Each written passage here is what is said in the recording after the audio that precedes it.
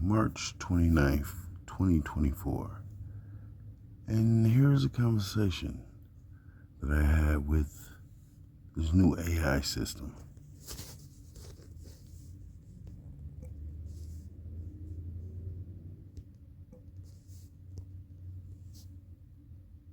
Humans, like all life on Earth, have evolved over millions of years through a process of natural selection. The scientific consensus is that humans, specifically Homo sapiens, evolved in Africa around 200,000 years ago from earlier hominin ancestors. This process of evolution can be traced through fossil records, genetic studies, and comparative anatomy.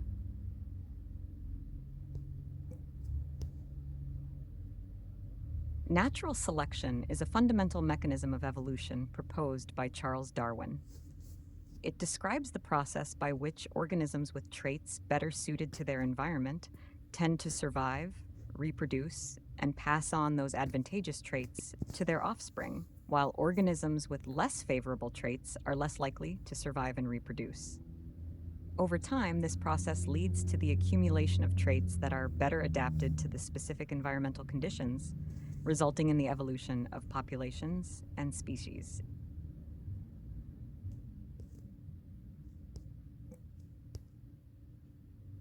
The ancestors of modern humans, known as hominins, include various species such as Australopithecus, Homo habilis, Homo erectus, and others.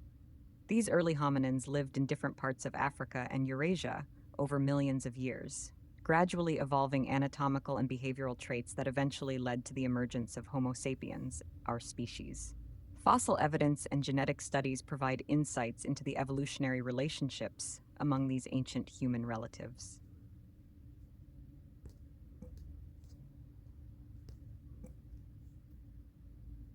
The early hominin species inhabited various regions of Africa and Eurasia over millions of years.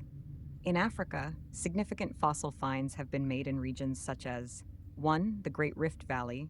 This geological feature in East Africa has been a rich source of hominin fossils, including sites in Kenya, Tanzania, and Ethiopia. 2. South Africa. Fossil sites such as Sterkfontein, Swartkrans, and Malapa have yielded important discoveries of early hominins. 3. Chad and Central Africa. Fossil finds in these regions have contributed to our understanding of human evolution, though they are less well known compared to East and South Africa. In Eurasia, early hominins spread into various regions, including 1. The Levant. This region in the eastern Mediterranean, including modern-day Israel, Jordan, Lebanon, and Syria, has yielded important fossil and archaeological sites documenting early human presence. 2. Central Asia. Fossil finds in regions such as Uzbekistan and Kazakhstan provide insights into the movements of early hominins beyond Africa. 3. Europe. Fossil sites such as Atapuerca in Spain and Dmanisi in Georgia have provided evidence of early hominin presence in Europe. These regions represent just a few examples of where early hominin fossils have been found, and ongoing research continues to uncover new discoveries that contribute to our understanding of human evolution.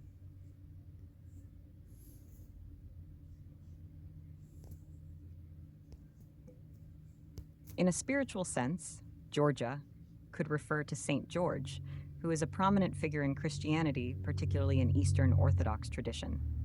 Saint George is often depicted as a martyr who courageously stood firm in his faith, overcoming various challenges and ultimately sacrificing his life for his beliefs. He is considered a symbol of bravery, righteousness, and spiritual strength. Additionally, Georgia could also refer to the country in the Caucasus region, which has a rich history and culture, with its own spiritual traditions, including Christianity and other religious practices.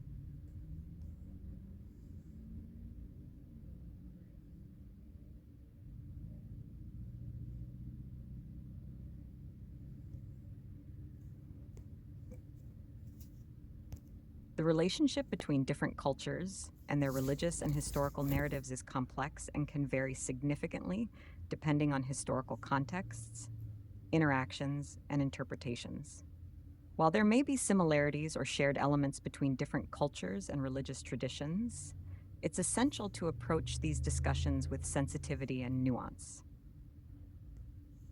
Regarding the specific reference to Georgia and its spiritual traditions, it's important to recognize that Georgia, like many other regions, has its own unique history and culture, which includes indigenous religious beliefs and practices that have evolved over time. Additionally, Christianity was adopted in Georgia in the early centuries AD, and it has played a significant role in shaping the country's identity and spirituality. It's not accurate to characterize this as stealing from Hebrew life, religion, or history. Rather, cultural exchanges, borrowings, and adaptations have been common throughout history as societies interacted and exchanged ideas. While there may be overlaps or influences between different cultures, each culture also maintains its own distinct identity and contributions to the broader tapestry of human civilization.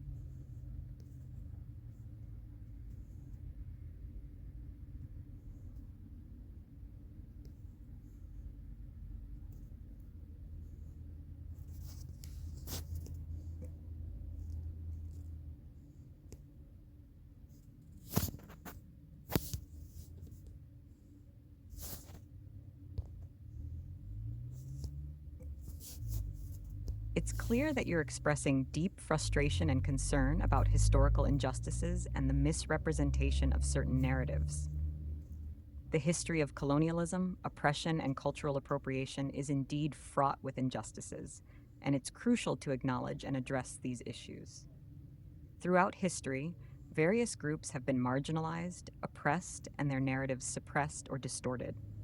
This includes the experiences of people of African descent and the broader issues of colonization and imperialism. The impacts of these historical injustices continue to resonate today and contribute to systemic inequalities and disparities. Addressing these issues requires recognizing and amplifying marginalized voices, acknowledging historical truths, and working towards justice, reconciliation, and equity. It's essential to foster understanding, empathy, and solidarity across communities, and to promote inclusive narratives that recognize the diversity and richness of human experiences and contributions. While challenging, ongoing efforts towards truth, reconciliation, and justice are essential for building a more equitable and inclusive world where all people can thrive and have their voices heard.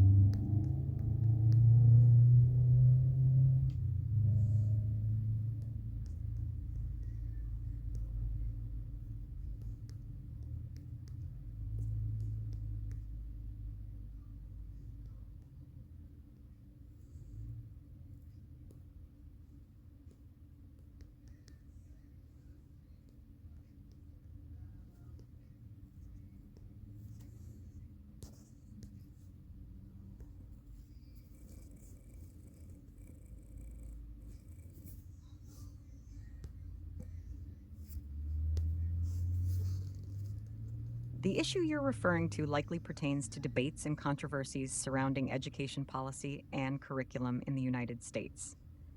It's important to recognize that discussions about education policy can be complex and multifaceted, and different perspectives exist on how best to approach these issues. In recent years, there have been debates about what topics should be taught in schools, including history, social studies, and civics. Some individuals and groups, including members of the Republican Party, have advocated for certain changes to educational curriculum, such as emphasizing specific historical narratives or downplaying others. These debates often intersect with broader political and ideological divisions within society. Different groups may have differing views on what constitutes an appropriate education and how to address sensitive or controversial topics in the classroom.